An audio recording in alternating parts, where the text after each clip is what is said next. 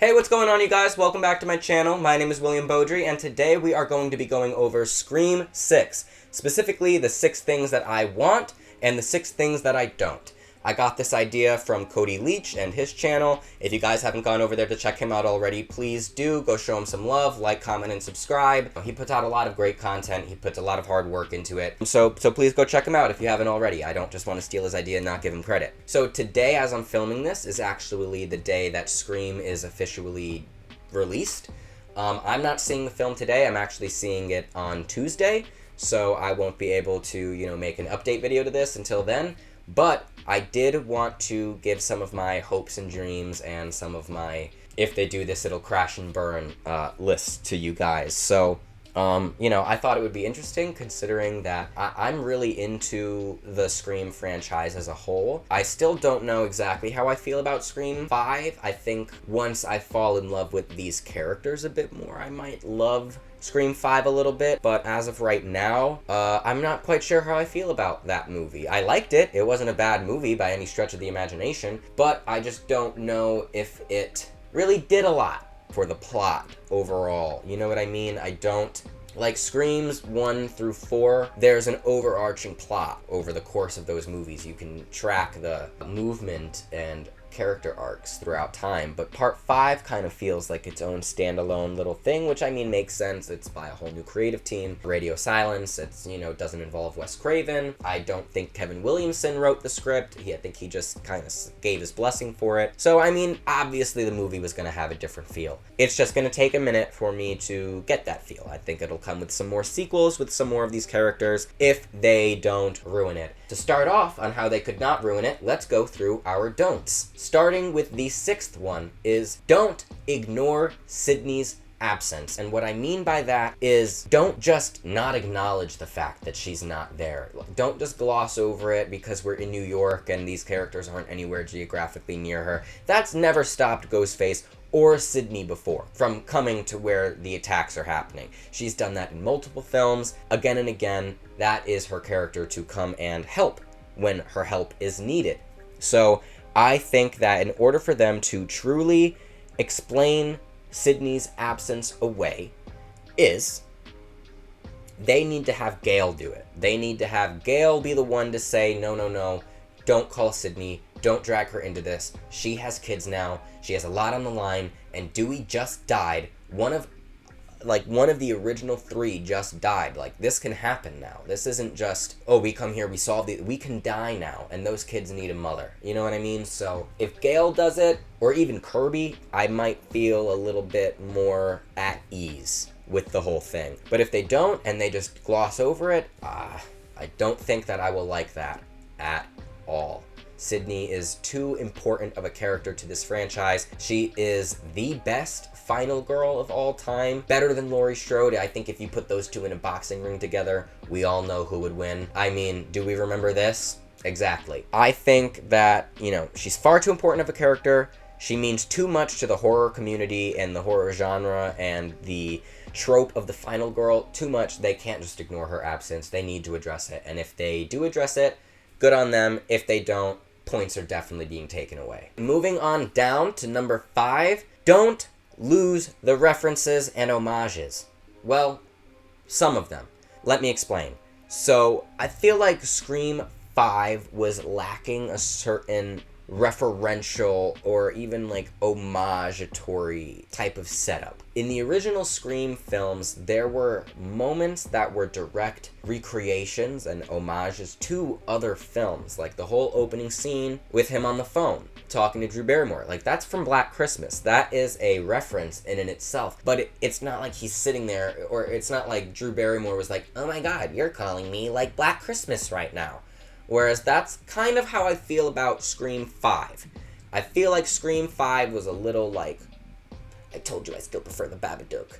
It's like, yes, but can you do something with that instead of just like telling me about the references? Or, I think that that's a testament to the writers ability. I want to be shown homages and references. I want to be Mindy. I like that Mindy is there, but I don't want Mindy to point out what the movie itself is saying. You know what I mean? Like, Randy didn't really do that. He didn't point out what the movie was saying. He was pointing out the genre itself, which just so happened to be the movie he was in, which makes it himself pointing out the movie he's in, which then makes it meta, which it just, there's layers and nuance to the way you can do an homage or a reference. And I think one of the main things that I think we need to back away from a little bit is the Stab franchise. So I think we need to be a little less heavy-handed and referential towards the Stab franchise. I think we need to start trying to get away from that a little bit. I think that we've put a lot of focus into it from Scream 2 onwards. Not so much Scream 2, but especially Scream 3. And then the opening of Scream 4, and then Scream 5, the motivations for the killers literally have to do with the Stab franchise, and I just want room for something else to kind of come out and grow. You know what I mean? I want something else. I like the Stab franchise within the Scream franchise. I like that it exists. I like that it's a thing. I think it's a funny, quirky little thing that this franchise has going for it. But I do think that this franchise tends to give the Stab franchise a lot of merit. I think that there is a balance to be had with how much Stab is referenced. I understand that it needs to be referenced so that the characters know the rules, or, you know Ghostface, or they, it explains why people still wear the costume and things like that, which is fine. But I can go a movie without seeing something about Stab. I can go a movie without that. I can go a movie without it being so in my face. Moving on down to number 4 is predictable or underwhelming killers and motivations. This one is a big one. I mean, the Scream franchise really has a kind of hit or miss approach when it comes to killer reveals. I feel like, there's a lot of good ones, Billy, Stu, Jill, but like the killers from part 2, like Mickey's not even in half the movie. Mrs. Loomis over here, she's some side character that I never paid any attention to or gave any thought about to. Roman, he's in like 3 minutes of the whole movie, which is the ending basically, and he's supposedly the whole ringleader master of it all, so I feel like there's just underwhelming characteristics to those killer reveals where it's just like, I don't know who they are. I don't know them. Billy and Stu, they were main characters. I knew them. When they got revealed, it was like, oh, wow. When Jill gets revealed in part 4, that was like, oh, wow. I thought she was supposed to be the new Sydney, which is what she was supposed to be. She was supposed to be the new Sydney, and they subverted the expectations by making her the killer, which is honestly something that the franchise, or some fans of the franchise, have been wanting since forever, is to have Sydney become a killer, which makes no sense. 6 movies in now, by the way. Makes no sense. But, that was kind of their way of doing that. That was kind of their way of having Sydney be the killer without having Sydney be the killer, which Jill is honestly, I think, probably my favorite Ghostface reveal. I think I even kind of prefer her to Billy and Stu. There's just a little part of me that, she was nuts. She was crazy. Remember when she throws herself through the room and shit like that? So I feel like predictable or underwhelming killers is going to really kill this movie. And that's kind of how I felt about Scream 5. I saw Richie coming a mile away. Amber, I had my suspicions about. I just very quickly feel like I figured it out, and they didn't really hide it too well, and I want to be able to guess. I want to be surprised. And number 3 on the list for don'ts is don't kill Kirby, or don't underutilize her. I don't want you to bring this fan favorite character back just to kill her. That I think would be the dumbest mistake that you could possibly make. There's no reason to do that. There's just absolutely no reason to kill Kirby. I think, honestly, this franchise should be given back to her. I think it was supposed to be hers. I think Wes Craven intended to give the torch to Kirby, and I hope it becomes hers. I hope that we spend some time with these other characters, but I really do hope that at the end of the day, Kirby kind of becomes our new Sydney, like she was supposed to. I really love that character. I've loved that character since I saw Scream 4 in theaters. I just can't imagine them killing her, and if they do, I will be pretty heartbroken about that. I mean, to bring a character like that back to just, throw them away basically, I think is very wasteful. If Kirby is not in at least part 7, I'll be upset. If they decided to kill Kirby in part 7 or part 8, I wouldn't be so mad, because we got some extra time with her. But if they bring her back just to kill her, I mean, that's going to be really devastating. It's almost kind of going to be like when they killed Glenn in The Walking Dead. Right after having, like, fake killed him, they teased for, like, 3 weeks that Glenn was dead, and then finally revealed that he wasn't. And then they just killed him anyways. So I think that that's honestly probably why a lot of people stopped watching that show. I didn't. I honestly, that made me like the show even more, that they killed Glenn. I loved Glenn. He was one of my favorite characters, but the fact that they killed him so brutally in front of the whole group, it's just like, wow. Like, they had balls to actually do something. They took some heavy swings, which we'll get into that as well. Which brings me into my number 2 on the list of don'ts. Don't follow the formula. Now, there is a very simple formula to the Scream franchise, and they love to follow it. I mean, it makes sense. The same crew and cast and director made the first 4 films, so there's a very solid through line with all of those movies. The 5th one followed the formula pretty much to a T. It's a, I wouldn't say it's a great movie, but it's a good Scream film. You know what I mean? It's a good Scream movie, but that's all it is. It's a good Scream film. It doesn't stand out in any way. So I don't want the formula to be followed. I don't want to lose the essence of Scream and what makes a Scream film a Scream film. We need that, but I think we can do without the formula. I think we can break it. I think that it is time to break it. I think that if there was any time to break the formula, it would be in the movie Sidney's Not In. You know what I mean? This formula was kind of built around Sidney. If we're gonna break it, it better be this one, the one she's not in. You know what I mean? Like, this is the time, this is the movie to experiment. Because if people don't like it, they can always just chalk it up to, well, it's the movie Sidney's not in, so probably a reason why I don't like it. You know what I mean? So I just feel like, don't follow the formula, do something new, surprise me, shock me.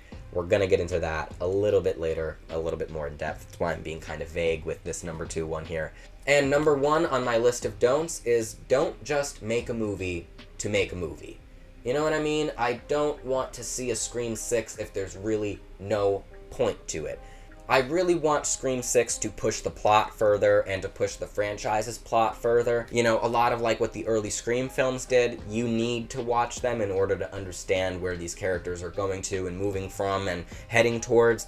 There's an overarching theme, there's an overarching arch, there's character dynamics that are, you know, franchise long. I hope they're not just making Scream 6 because Part 5 did well. If they do that, I don't know how good the movie's actually going to be, you know? I know Part 2 came out pretty soon after Part 1, but there was a reason for it. You know, they were making fun of sequels, and you know, it also pushed the plot of Sidney and Dewey and Gale along, and Randy. It pushed all of them along. It kept pushing the story forward. So I hope to some degree that Part 6 continues to push the story further, and it doesn't just kind of feel like it's sitting on top of everything else like Scream 5 did. Scream 5 very much just felt like, we're gonna make a really good Scream film, and that's it. We're not pushing the plot further. I don't feel like there was any plot pushing. You know what I mean? They only all the plot pushing happened off screen, like Dewey and Gale getting a divorce, him becoming an alcoholic. I mean, the only thing that really changes with the movie is that Dewey dies. Dewey gets killed. That's kind of the only thing that I feel really pushes the plot forward. That and Sidney has kids. That's kind of the only other thing. I don't really see how else the plot got pushed further. Maybe you guys have different ideas. You could let me know down below, but I really don't feel like Scream 5 did a lot to progress the story into the future. I'm hoping Scream 6 does that, or at least maybe kind of rights that wrong for Scream 5, maybe because it just feels so detached from everything else in the series that it doesn't feel like it's progressing the story any further, but maybe Scream 6 will put that into a different perspective, and I hope it really does, because I really do hope that this movie does well. So that was all for the don'ts that I want from Scream 6. I couldn't think of a more concise list that, you know, boiled everything down, and now we are going to get into the do's of this franchise. And starting off with number 6, right off the rip, something that Scream 5 was incredibly lacking. I want more chase scenes. Scream, the franchise as a whole, is known for its chase scenes. The Gale chase scene in Part 2, nothing's ever topped that. I don't think anything has topped that yet. I hope Scream 6 has some top tier chase scenes, and I think that it will, because I think that Radio Silence probably heard a lot of the complaints from Scream 5, and they probably worked it into the script. So I have high hopes that that one will actually come to fruition, along with some gorier, bloodier kills. I think people are already reporting that enough. I don't even need to include that in my list to know that that's already a thing that's going to be happening. But what I really want is some nice, high, intense chase scenes. There was none in Scream 5. There was none. I can't think of any.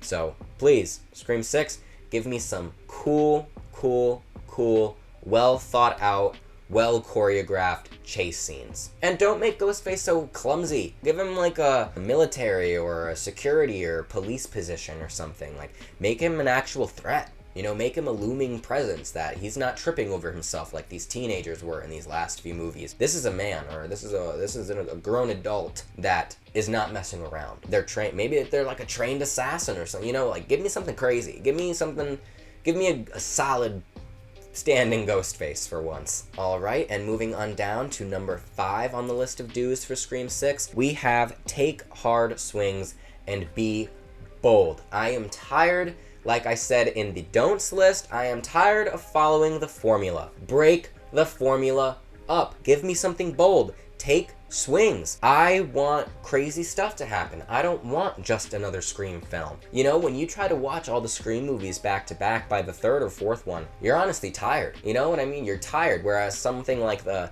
Child's Play franchise, you watch each movie and it's so completely different from the last one you watch, albeit the first 3 are pretty similar, but they're all so different from each other that you can almost go through them without getting as bored or tired, because it's like watching it's just like watching Chucky being plugged into a different thing each and every time.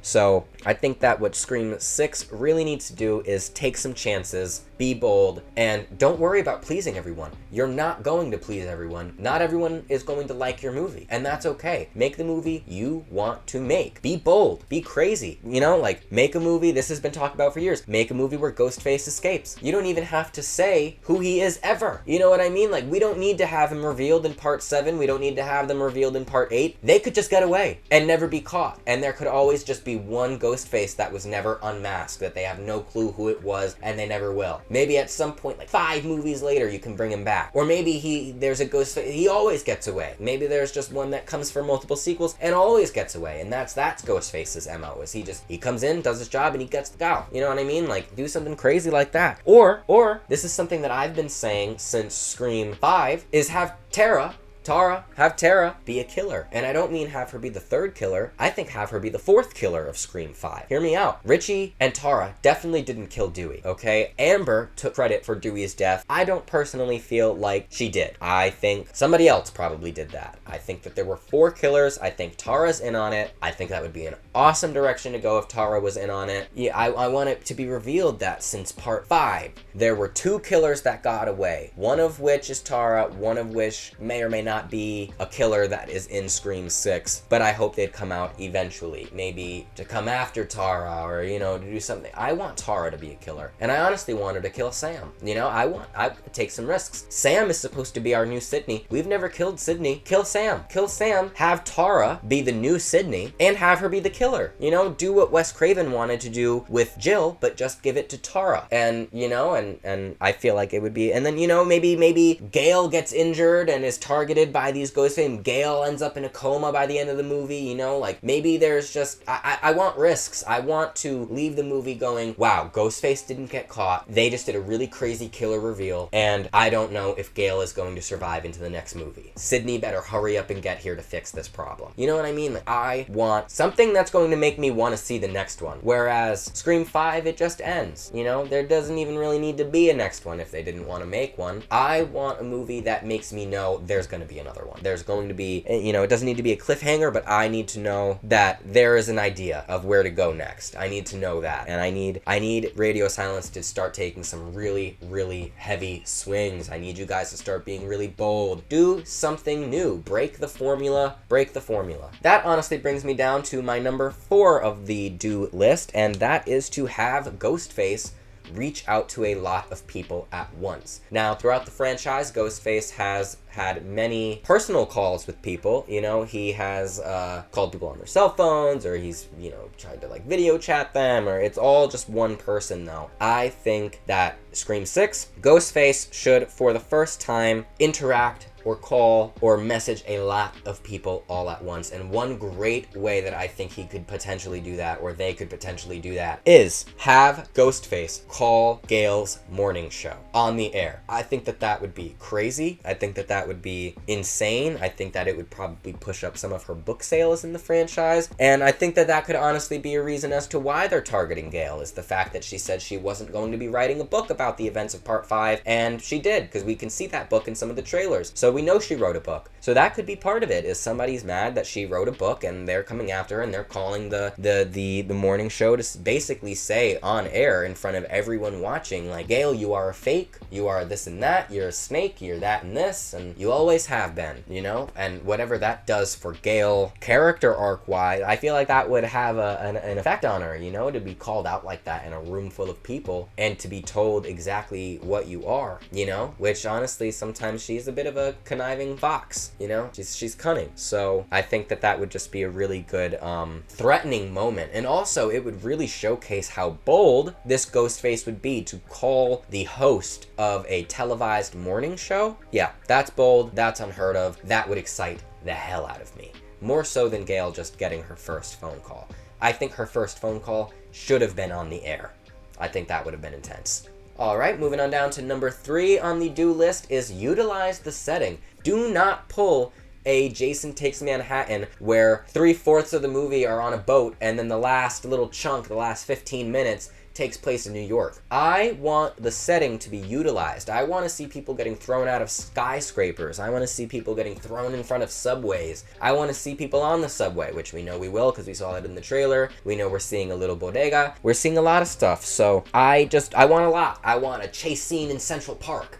You know what I mean? Like, I want New York. I want to feel New York. I want to feel the grittiness of New York. And I know it's also supposed to take place on Halloween. Give me some of that Halloween flavor, you know? Make me feel like, oh, I'm watching a Halloween movie and Michael Myers is supposed to come out and it ends up being Ghostface. You know, make it feel different. Make it stand out and be its own thing. That way, when I'm trying to do a movie marathon of the Scream franchise, I'm not getting bored and tired of having to sit there and watch the same thing over and over and over again. The same discussions, the same movie rhetoric, and the same this and that. I want the setting to be utilized. And I feel like because the franchise has been so stuck on Woodsboro, even when they're outside of Woodsboro, they're still stuck on Woodsboro. Like, give me something new, please. Just give me the setting. Give me New York. Give me sewer rats. Give me everything. I don't want to feel like I'm in Woodsboro at all.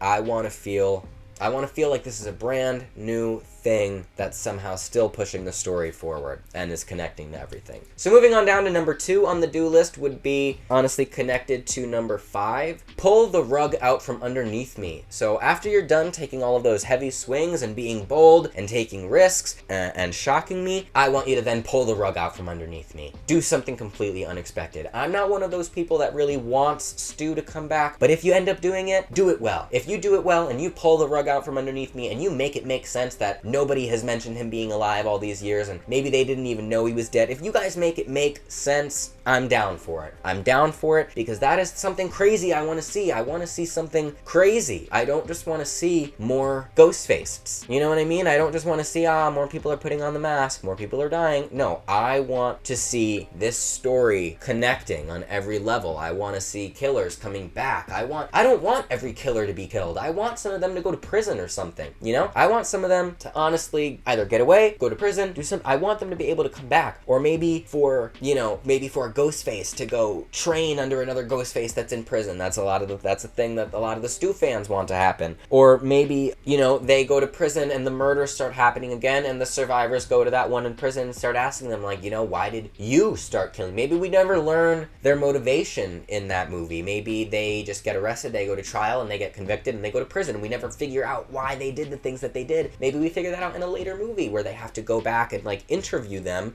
to figure out what the motivation of a new killer is, because maybe they're connected. So there are just many, many, many things that you could do. Pull the rug out from underneath me. take all the hard swings, be as bold as you can, go in as many crazy directions as you can while still making sense to the franchise, and then at the last second, pull the rug out from underneath me. Make me not able to guess what is going to happen next, or make me not even be able to guess what's going to happen in the next film. You know, leave me unsettled. I don't want to walk out of Scream 6 feeling settled. I want to walk out of Scream 6 going, I need to see part 7. I need to know what happens now because these characters are in jeopardy, or whatever the case may be.